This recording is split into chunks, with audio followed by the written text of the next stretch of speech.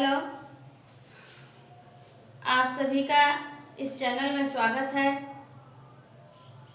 आज फिर मैं कारक प्रकरण को लेकर के आई हूँ और फिर आज मैं कारक प्रकरण में कर्म कारक को ही बताऊंगी, क्योंकि कर्म कारक में बहुत सारे सूत्र हैं, बहुत सारे नियम हैं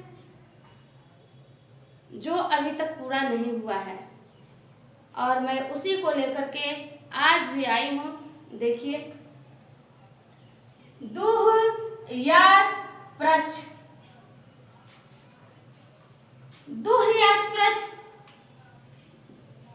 ये क्या है? धातु है,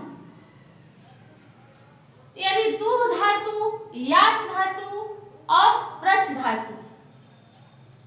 इन धातुओं के योग में दो कर्म होते हैं और दोनों ही कर्म में द्वितीय विभक्ति हो जाती है। जैसा कि हम लोग उदाहरण से समझेंगे।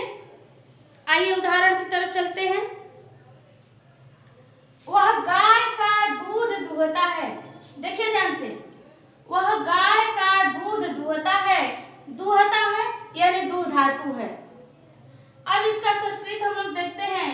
सहगाम दुग्धम दोग्धी। सहगाम दुग्धम दोग्धी। यहाँ पे हम लोग देखते हैं कि वह कौन सा काम कर रहा है? दूध दुहने का काम कर रहा है, यानी दूध कर्म है, दुग्ध कर्म है, यह स्वयं कर्म है। लेकिन दुह धातु होने के कारण हम गाय को भी यानी गाम इसको भी कर्म बना लिए हैं और इसमें भी द्वितीय विभक्ति लगा दिए हैं। उम्मीद है आप लोग समझ रहे होंगे। ध्यान दीजिए, मैं फिर से बताती हूँ कि वह क्या काम कर रहा है? दूध दुहने का काम कर रहा है। तो जो काम कर रहा है तो वह स्वयं कर्म हो गया, यानी दूध स्वयं कर्म हो गया।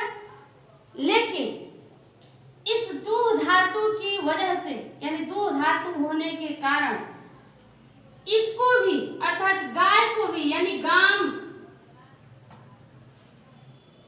है ना, यानी द्वितीय विभक्ति में हम बना लिए हैं गाम।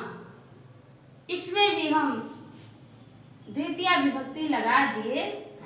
अर्थात इस तरह हम ये कहेंगे कि दो धातु के योग में दो कर्म हो गए और दोनों में द्वितीय विभक्ति हुई। अगले उदाहरण में हम लोग चलते हैं। वह किसान से अन्न मांगता है।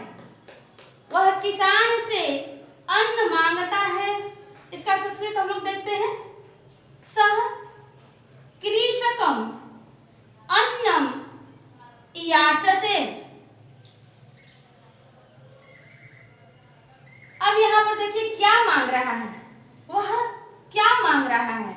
अन्न मांग रहा है। क्या मांग रहा है? अन्न मांग रहा है। यानी यहाँ क्या मांग रहा है? देखिए, अन्न मांग रहा है तो अन्न तो स्वयं कर्म हो गया। अन्न में द्वितीय होनी ही होनी है, क्योंकि वह कर्म है ही।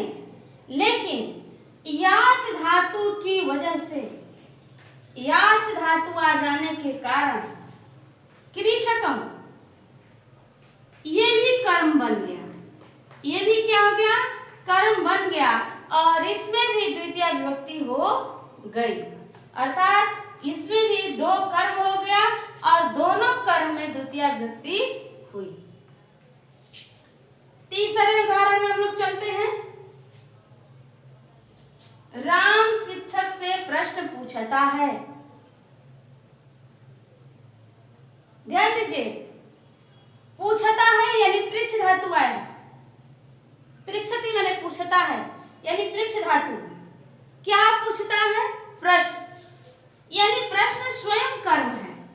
प्रश्न को हमने कर्म बनाया नहीं है, प्रश्न स्वयं कर्म है, इसलिए इसमें द्वितीय विभक्ति हुई। लेकिन पृच्छ धातु आ जाने के कारण ये शिक्षक भी कर्म बन गया और इसमें भी द्वितीय विभक्ति हुई, यानी शिक्षकम हो गया।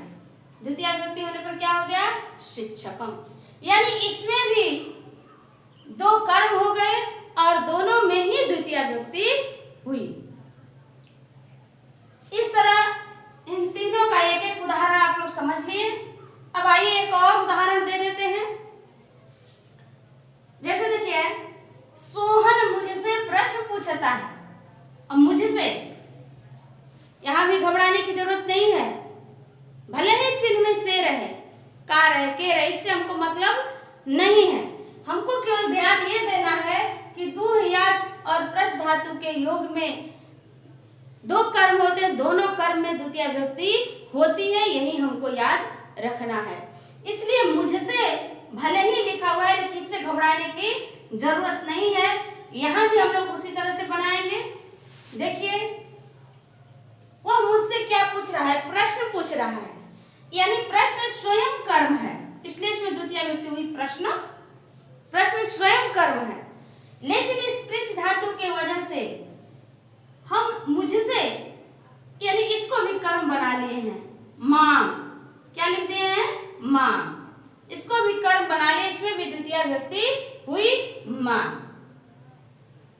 हमें उम्मीद है कि आप लोग इसको बहुत ही अच्छे ढंग से समझ गए होंगे और आगे आप व्याकरण की बुक से इसी तरह के बहुत सारे अनुवाद बनाइए। कहीं दिक्कत हो तो आप कमेंट में पूछ सकते हैं। अभी के लिए इतना ही। धन्यवाद।